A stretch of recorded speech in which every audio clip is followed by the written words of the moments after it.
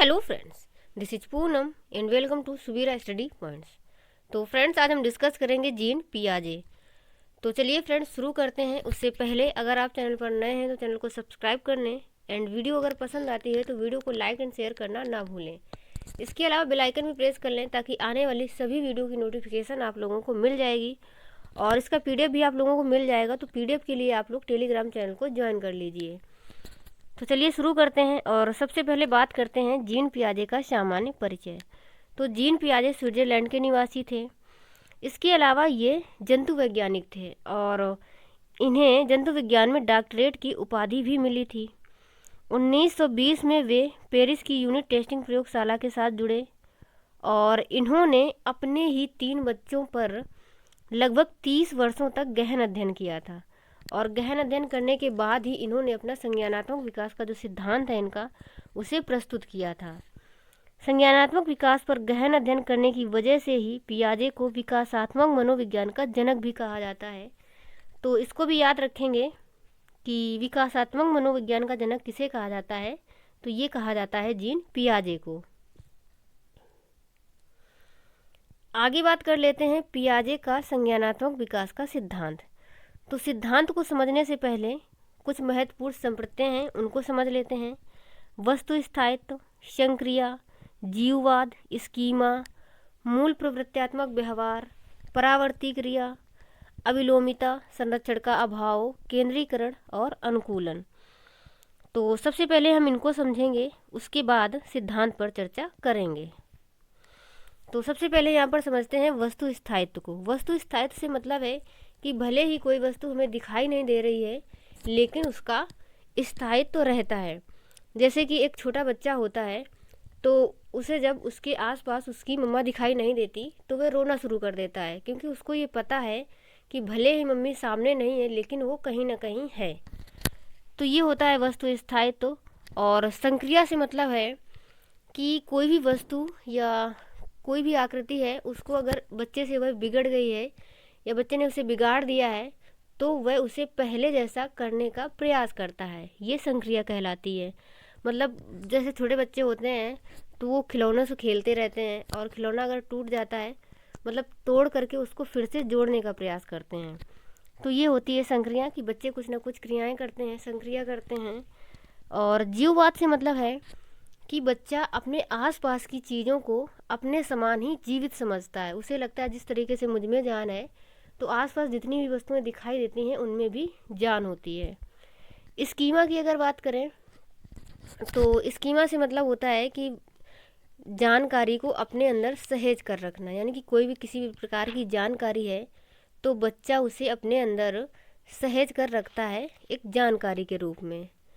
और मूल प्रवृत्त्यात्मक व्यवहार से मतलब होता है कि जो जन्मजात व्यवहार होते हैं बच्चे के उन्हें हम मूल प्रवृत्त्यात्मक व्यवहार कहते हैं। कहने का मतलब ऐसे है कि जब बच्चा छोटा होता है तो वह सिर्फ रोना जानता है, हाथ पैर पटकता है, रोता है, तो ये उसके जन्मजात व्यवहार होते हैं। इन्हें ही हम मूल प्रवृत्त्यात्मक व्यवहार कहते हैं। परावर्ती क्रिया से मतलब होता है कि बच्चे जिस भी कार्य को सीख जाते हैं वह उसी को बार बार दोहराते रहते हैं। कहने का मतलब ऐसे है कि जो छोटा बच्चा होता है वो स्टार्टिंग में दूध पीना जानता है और वह इस क्रिया को क्योंकि सीख चुका है इसी वजह से वह अपने हाथ के अंगूठे को चूसता रहता है बार बार। यानी कि बच्चे जो भी क्रियाएं सीखते हैं उसी को बार बार दोहराते हैं। तो किसी एक ही काम को बार बार दोहराना ही परावर्ती क्रियाएं कहलाता है। तो बच्चे परावर्ती क्रियाएं करते हैं। उसके बाद अविलोमिता की अगर बात करें तो अविलोमिता का मतलब होता है कि शुरुआती बिंदु से यदि बच्चा आगे निकल जाता है तो वह उसी बिंदु पर फिर से वापस नहीं आ पाता, इसे हम अविलोमिता कहते हैं। कहने का मतलब ऐसे है, एक एग्जाम्पल से समझ लेते हैं कि यदि आपने बच्चे को सिखाया कि 2 + 3 5 होता है तो बच्चा ये तो आसानी से सीख जाता है, लेकिन अब यदि आप उससे ये पूछते हैं कि इसमें 2 और 3 कहाँ पर है तो वह बच्चा नहीं बता पाता। यानी कि बच्चा ये नहीं समझ पाता कि यदि हम 5 में से 3 घटा देंगे तो 2 आ जाएगा, मतलब 2 भी उसी के अंदर है और 3 भी उसी में है, इस 5 में ही। तो बच्चा इस चीज़ को समझने में जब असफल होता है तो उसमें अविलोमिता पाई जाती है। इसके अलावा छोटे बच्चों में संरक्षण का अभाव भी पाया जाता है। कहने का मतलब ऐसे है कि जब आप उन्हें कुछ सिखाते हैं तो बच्चा सीख तो लेता है, लेकिन यदि आप उसमें थोड़ा सा भी फेरबदल कर देंगे तो बच्चा जो कुछ आपने पहले सिखाया था उसको वह भूल जाता है। जैसे आपने बच्चे को सिखाया कि ये वाह है, तो बच्चा कहेगा हाँ ठीक है ये वाह है। लेकिन यदि आपने थोड़ा सा भी ऐसे चेंजमेंट कर दिया, का बना दिया, तो बच्चा स्टार्टिंग वाली जो आकृति थी उसको वह भूल जाता है, यानी कि वह चीज़ों को संरक्षित नहीं कर पाता। उसे अब ये समझ में नहीं आता कि वाह कहाँ चली गई। तो ये होता है संरक्षण का अभाव। इसके अलावा केंद्रीकरण से मतलब है कि किसी वस्तु या किसी भी घटना के बारे में सिर्फ एक ही तरीके से सोचना, मतलब सभी पक्षों के बारे में ना सोच पाना, ये केंद्रीकरण कहलाता है। जैसे यदि आपने बच्चे को एक पेन दिखाया कि ये एक पेन है, तो बच्चा समझ लेता है कि हाँ ये एक पेन है। और अब यदि आप पेन को छुपा लेते हैं और बच्चे से पूछते हैं कि बताओ पेन का कलर कैसा था, तो बच्चे ने सिर्फ पेन को देखा कि वह एक पेन है, यानी कि उसने उसके सभी पक्षों को नहीं देखा, वह इसमें असफल हो जाता है। तो यदि इस तरीके की प्रवृत्ति उसमें पाई जाती है अभी, तो वह उसमें केंद्रीकरण पाया जा रहा है, यानी कि वह सिर्फ किसी भी चीज़ को एक ही तरीके से देख पा रहा है, उसके सभी पक्षों को समझने में अभी असफल है। उसके बाद देख लेते हैं अनुकूलन। तो अनुकूलन में दो चीज़ें आती हैं, एक तो समावेशन और एक समायोजन। सबसे पहले हम समावेशन को समझते हैं। समावेशन से मतलब होता है पुरानी सूचना में नई सूचना को शामिल कर लेना। मतलब कहने से मतलब ऐसे है कि जैसे बच्चा एक बकरी को जानता है कि जिसके भी 4 पैर होते हैं वो बकरी होती है। अब यदि उसे एक कुत्ता दिखाई देता है तो उसने कुत्ते को भी बकरी ही मान लिया, यानी कि वह अंतर नहीं कर पाया, बिना अंतर के ही उसने उसको बकरी वाले कॉलम में ही समाहित कर लिया। तो इसे हम कहते हैं समावेशन। और समायोजन से मतलब ऐसे होता है कि यदि नई जानकारी जो कुछ भी उसे मिली है, तो पुरानी जानकारी यदि उसकी गलत हो जाती है तो फिर वह उसको फिर से उसको व्यवस्थित करता है, तो उसे हम कहते हैं समायोजन।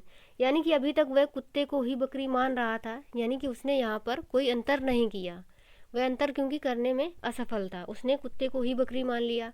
लेकिन आगे चलकर जब उसे पता चलता है कि वह बकरी नहीं कुत्ता है, तो वह अपनी जानकारी को व्यवस्थित करता है। तो अपनी जानकारी को व्यवस्थित करना ये कहलाता है समायोजन।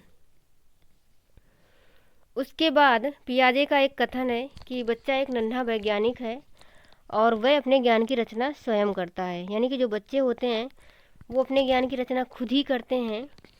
ये कथन है पियाजे का। और पियाजे का सिद्धांत संज्ञानात्मक निर्मितवाद कहलाता है। और इसके अलावा पियाजे के अनुसार बच्चे जो हैं वो अनुकूलन द्वारा सीखते हैं। और पियाजे के सिद्धांत में 4 चरण हैं, तो उन चरणों को देख लेते हैं। पहला है संवेदी गामक अवस्था। ये अवस्था चलती है 0 से 2 वर्ष। इसमें बच्चे में प्रतिवर्ती क्रियाएं पाई जाती हैं, यानी कि बच्चा इस अवस्था में प्रतिवर्ती क्रियाएं करता है। तो जैसा कि मैंने स्टार्टिंग में ही बताया था कि प्रतिवर्ती क्रिया का मतलब होता है कि बच्चे जो कुछ भी सीख लेते हैं वह उसी को बार बार दोहराते हैं। तो इस अवस्था में बच्चे प्रतिवर्ती क्रियाएं करते हैं। उनमें वस्तु स्थायित्व का गुण पाया जाता है, यानी कि बच्चा इतना समझदार होता है कि वह यह जानता है भले भी उसे कोई चीज़ सामने दिखाई नहीं दे रही है, लेकिन उस वस्तु का अस्तित्व है। और मूल प्रवृत्त्यात्मक व्यवहार, यानी कि इस अवस्था में बच्चे मूल प्रवृत्त्यात्मक व्यवहार प्रस्तुत करते हैं, यानी कि जो भी उनके जन्मजात व्यवहार होते हैं, यानी कि रोना, हाथ पैर पटकना। और अनुकरण, यानी कि बच्चा जैसे जैसे धीरे धीरे बड़ा होता है, लगभग 1-1.5 साल का, तो वह अनुकरण करने लगता है। तो इस अवस्था में अनुकरण पाया जाता है। इसके अलावा वस्तु आधारित अधिगम, यानी कि इस अवस्था में बच्चे किसी भी चीज़ को देख करके सीखते हैं, यानी कि यदि उनको चीज़ों को देख करके सिखाया जाता है तभी वे सीखते हैं, किसी भी चीज़ को बिना देखे वह सीख नहीं पाएंगे अभी। तो इस अवस्था में बच्चों में वस्तु आधारित अधिगम पाया जाता है।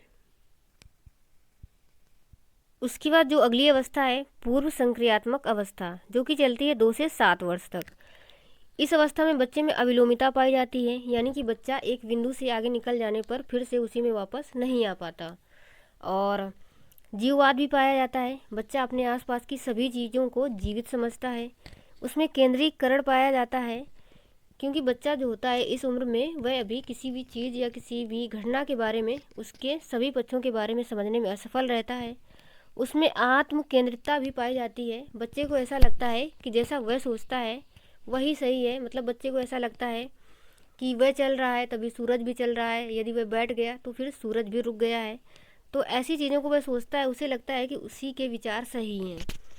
इसके अलावा गिनती, वर्णमाला, क्रम आदि की शुरुआत हो जाती है उसमें, और दूसरों के दृष्टिकोण को समझने में असफल रहता है।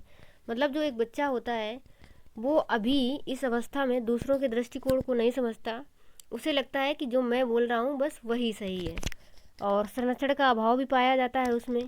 इसके अलावा जैसे जैसे बच्चा और थोड़ा सा बड़ा होता है तो उसमें कार्य और कारण विकसित हो जाता है। मतलब वह कार्य और कारण को समझने लगता है कि कोई भी कार्य हो रहा है तो वह क्यों हो रहा है। और भाषा विकास की भी शुरुआत हो जाती है इस अवस्था में। इसके अलावा खोजी अवस्था होती है, क्योंकि जैसे जैसे बच्चा बड़ा होता है 4-5 साल का, तो वह स्कूल जाना भी शुरू करता है, तो नई नई चीज़ों को देखता है।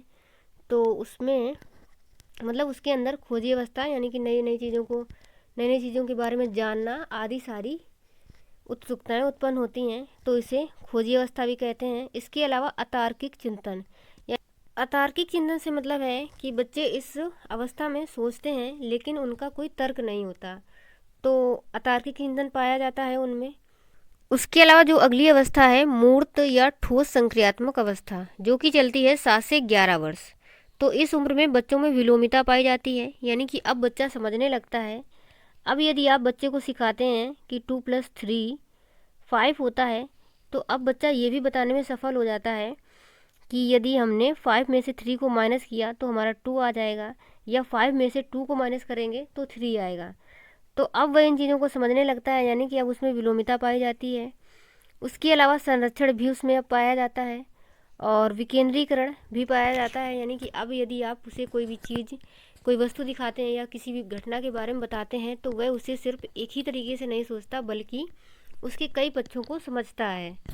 इसके अलावा गणितीय संक्रियाएँ यानी कि जोड़, घटाना, गुणा, भाग अब वह करने लगता है, और क्रम परिपक्व हो जाता है, यानी कि किसी भी वस्तु को क्रम में लगाना वह सीख जाता है। जैसे कि डिसेंडिंग ऑर्डर, असेंडिंग ऑर्डर इस उम्र में बच्चे करने लगते हैं। इसके अलावा वर्गीकरण का गुण भी पाया जाता है बच्चों में, यानी कि चीज़ों को वर्गीकृत करना, किसमें कौन सी चीज़ों को रखना है, यानी कि अलग अलग वर्गों में रखना, तो वर्गीकरण पाया जाता है। और तार्किकता की शुरुआत हो जाती है, यानी कि बच्चे तर्क करने लगते हैं। अगली अवस्था है अमूर्त या फिर औपचारिक संक्रियात्मक अवस्था, जो कि चलती है 11 से 15 वर्ष तक। और इस अवस्था में बच्चों में अमूर्त चिंतन पाया जाता है, अपसारी चिंतन, कल्पनात्मक चिंतन और तार्किक चिंतन। तो जो मूर्त संक्रियात्मक अवस्था थी वहाँ पर तार्किकता की शुरुआत हो जाती है, और यहाँ पर बच्चे तार्किक चिंतन करने लगते हैं, यानी कि तार्किक चिंतन परिपक्व हो जाता है। इसके अलावा बच्चे अमूर्त चिंतन करते हैं, यानी कि पहले क्या था कि बच्चों को यदि वस्तु दिखाओ तभी वह सीखते हैं, तभी उसके बारे में कुछ सोच विचार करते हैं। जबकि इस अवस्था में क्या होता है कि बच्चों को यदि बच्चों के सामने वस्तुएं नहीं हैं तो भी वह उस पर चिंतन कर सकते हैं। इसके अलावा अपसारी चिंतन भी विकसित हो जाता है। अपसारी चिंतन से मतलब कि वह किसी भी घटना या किसी भी वस्तु के बारे में कई तरीके से सोच लेते हैं, या कोई भी समस्या है तो उसको उसका जो समाधान है वह कई तरीके से निकालने का प्रयास करने लगते हैं, तो अपसारी चिंतन विकसित हो जाता है। इसके अलावा कल्पनात्मक चिंतन भी विकसित हो जाता है। तो कल्पनात्मक चिंतन से मतलब भी वही है कि वस्तुएं उनके सामने नहीं है फिर भी वह कल्पना कर लेते हैं। तो ये सारी चीज़ें होती हैं अमूर्त संक्रियात्मक अवस्था में।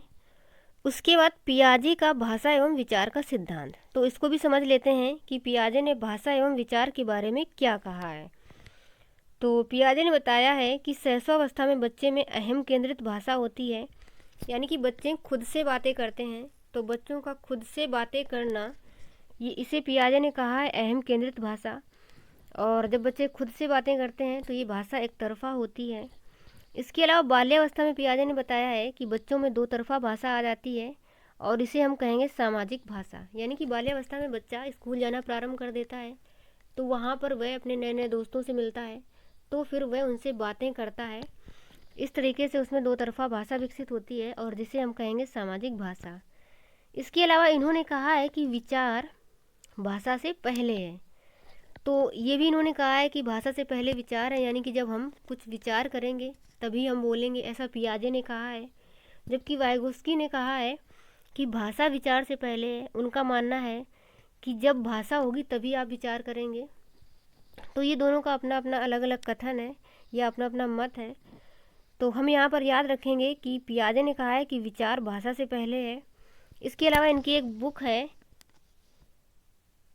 Language and thought of my child.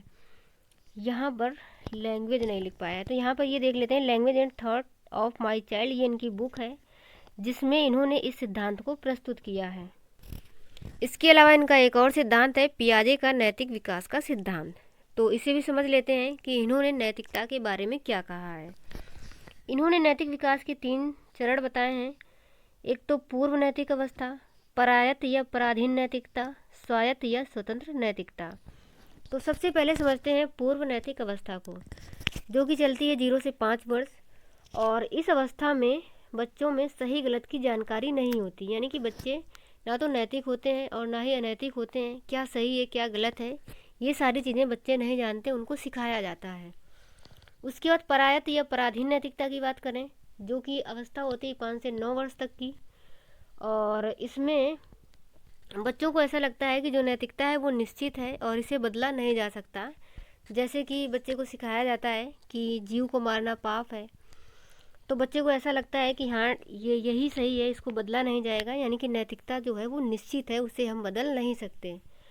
और स्वायत्त या स्वतंत्र नैतिकता, ये अवस्था होती है 9 से 11 वर्ष तक की। इसमें बच्चा समझने लगता है कि जो नैतिकता होती है वो ज़रूरत के साथ बदल भी सकते हैं। तो इस वजह से इसको स्वायत्त या स्वतंत्र नैतिकता को परिस्थितिगति या सापेक्ष नैतिकता भी कहते हैं, कि परिस्थितियों के हिसाब से हम उसे बदल भी सकते हैं। अब बच्चा ये जानने लगता है कि यदि कोई आर्मी में भर्ती होगा मान लो, तो वहाँ पर वह ऐसा मान के नहीं चलेगा कि जीव को मारना पाप है, क्योंकि वहाँ पर तो उसे मारना भी पड़ सकता है। तो यानी कि नैतिकता को ज़रूरतों के हिसाब से, परिस्थितियों के हिसाब से हम बदल भी सकते हैं। तो इस वजह से इसे परिस्थितिगत नैतिकता या सापेक्ष नैतिकता भी कहते हैं। तो ये है पियाजे का नैतिक विकास का सिद्धांत। तो चलिए फ्रेंड्स, आज की वीडियो में इतना ही रखते हैं और मैं आशा करती हूँ कि आप लोगों को समझ में आया होगा। तो आगे मिलेंगे अगले वीडियो में, तब तक के लिए bye bye and take care.